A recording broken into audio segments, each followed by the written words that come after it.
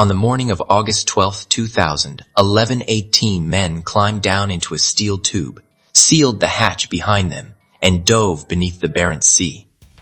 They were the crew of the Kursk, one of the most powerful nuclear submarines ever built. Russia's pride, the crown jewel of its northern fleet. Not one of them would ever surface alive. But here's the part of this story that will haunt you. It didn't have to end that way, because when the Kursk sank to the ocean floor, 354 feet below the surface, in freezing Arctic water, 23 men were still alive. They were trapped in the rear compartment of the submarine, surrounded by darkness and rising water, breathing borrowed air. And they waited. For hours, they waited for their government to save them. Their government didn't come.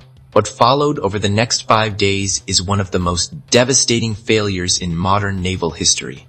A story of pride, of silence, of bureaucratic cowardice, and of 23 men who wrote letters to their families in the dark, knowing, somehow, that no one was coming. This is the Kursk. The submarine had been launched in 1994. Named after a famous World War II tank battle, the Kursk was an Oscar II-class nuclear-powered cruise missile submarine, nearly 500 feet long, displacing over 18,000 tons of water. It carried 24 cruise missiles capable of sinking an aircraft carrier. It was designed to survive almost anything. In August of 2000, the Kursk was participating in a large-scale Russian naval exercise, the biggest the country had conducted since the fall of the Soviet Union. For President Vladimir Putin, newly in power, this exercise was symbolic. It was Russia declaring to the world that it was back. Strong, capable, unbreakable. The Kursk was the star of the show. At 11:28 in the morning, something went wrong. A torpedo. One of the Kursk's own practice torpedoes, fueled by highly concentrated hydrogen peroxide, an unstable and notoriously dangerous propellant, began to leak. The fuel ignited. There was an explosion inside the torpedo tube. Seismologists in Norway registered it as a minor tremor. Then, 35 seconds later, there was a second explosion. This one was catastrophic. It registered as a 4.2 magnitude earthquake. It was the equivalent of several hundred pounds of TNT detonating inside the bow of the ship. The forward compartments were obliterated instantly. The men stationed there had no time to react, no time to feel fear. They were simply gone. The Kursk fell. Slowly, then all at once, it plunged toward the seabed, and at 11:32 in the morning, it slammed into the bottom of the Barents Sea with a force that buckled its hull. And then there was silence. But not total silence, not yet, because in the aft section, compartment 9, the very rear of the submarine, 23 sailors had survived. The explosions had been devastating but uneven. The rear bulkheads had held, and these men, dazed and injured and terrified, found themselves alive in a sealed metal room at the bottom of the ocean. Their commander in that compartment was Captain Lieutenant Dmitri Kolesnikov. He was 27 years old. Kolesnikov took stock. The lights were out. Emergency power was minimal. The escape hatch above them, their only way out, had been damaged. The air was thick with the smell of burning and seawater. Outside their compartment, the ocean pressed in at more than 150 pounds per square inch. They could hear sounds, strange groaning, the hull settling, the cold, but they were alive. And they believed, they had to believe, that help was coming. They began to wait. On the surface, the Russian Navy had noticed the Kursk had gone silent. It missed a scheduled radio check. Then another. By early afternoon, the fleet commander knew something was wrong. But what followed was not urgency. What followed was hesitation, confusion, and above all, silence. Russia did not immediately launch a rescue. They waited, they assessed, they deliberated.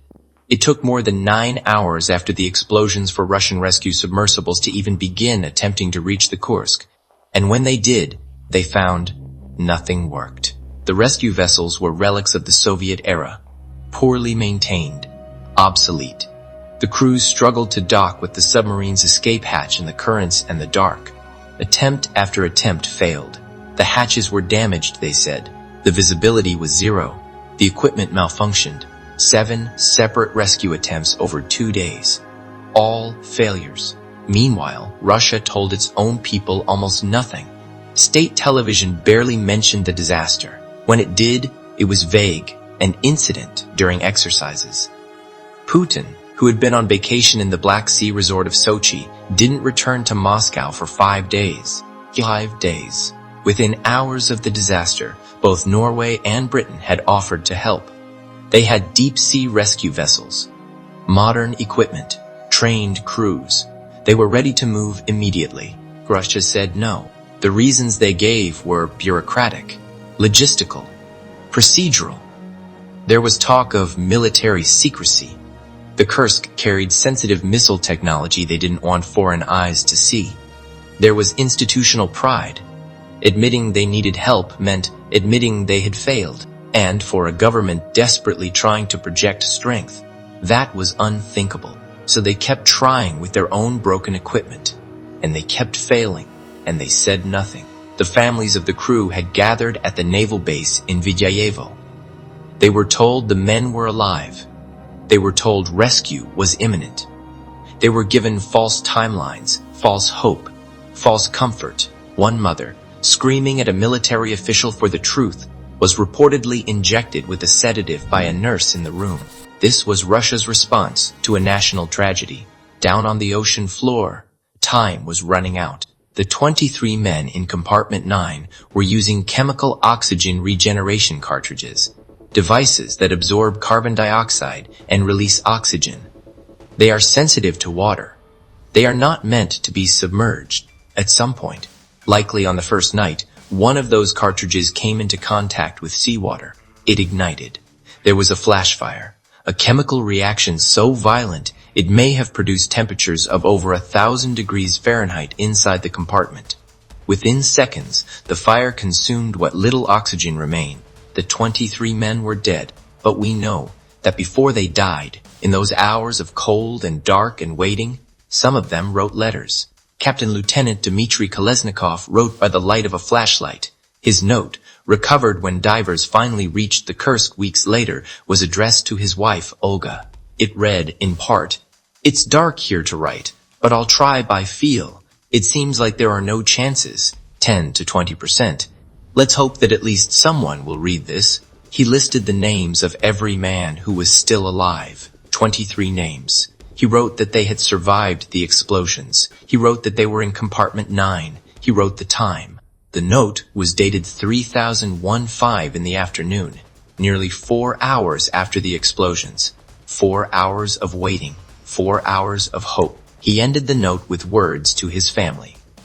Historians have chosen to keep those words private. He folded the note and placed it inside his jacket, close to his chest. By August 19th, a full week after the disaster, Norway's rescue team had been allowed to approach the submarine. It took them just a few hours to open the hatch that Russia's teams had been unable to breach for days. What they found confirmed what many feared. No survivors, no signs of life. The submarine was a tomb. When the news broke, it broke hard. In Russia, the grief was immense and furious. Families who had been told for days that their sons and husbands were alive now learned they had been dead almost from the beginning. The rage was directed not at the ocean, not at the equipment, but at the men in power who had lied to their faces while their children suffocated. Putin, returning from his vacation, was met with protests and tears. At a meeting with the families in Vidyayevo, a woman stood up and told him, to his face, in front of cameras, that he had lied to them, that the Navy had lied to them, that they had murdered their children with their pride. Take not wrong. In October of 2000, divers recovered the bodies of the men in compartment 9. They recovered the letters. They recovered Kolesnikov's note with its list of names, evidence of survival, of hope, of men who had believed right up until the end that someone was coming for them. A year later, the Kursk was raised from the ocean floor in a massive salvage operation. The cause of the disaster was confirmed. A faulty weld in a torpedo's fuel component had led to a leak, a fire, and 2 explosions. The second explosion, investigators found, had released the energy equivalent of a small tactical nuclear weapon. Russia paid compensation to the families of the 11 dead sailors. Criminal investigations were opened. And then, quietly, as governments do, the story was folded away. But some things can't be folded away. The Kursk disaster exposed something that governments prefer to keep hidden. The gap between the story a nation tells about itself and the reality it will not face. Russia in 2000 was a country still performing Soviet-era strength while running Soviet-era equipment and Soviet-era institutions. The Kursk didn't sink because of bad luck. It sank because of decades of neglect, of secrecy, of a culture that valued appearances over honesty. And when 23 men survived in the dark, their country's pride killed them as surely as the freezing water. There is a specific kind of tragedy that comes not from the storm, but from the people who refuse to call for help, who lock the door, who tell you everything is fine while everything burns. The Kursk is that tragedy. 11 men died. 23 of them spent their last hours writing letters in the dark, listening for sounds that never came, waiting for a rescue that was never truly attempted. They deserved better. They deserved a government that would swallow its pride and pick up the phone. They deserved rescue vessels that worked. They deserved the truth, and so did their families. What they got instead was silence, and on the bottom of the Barents Sea, in a steel room that became a coffin, 23 men waited, and the world, just barely, looked away.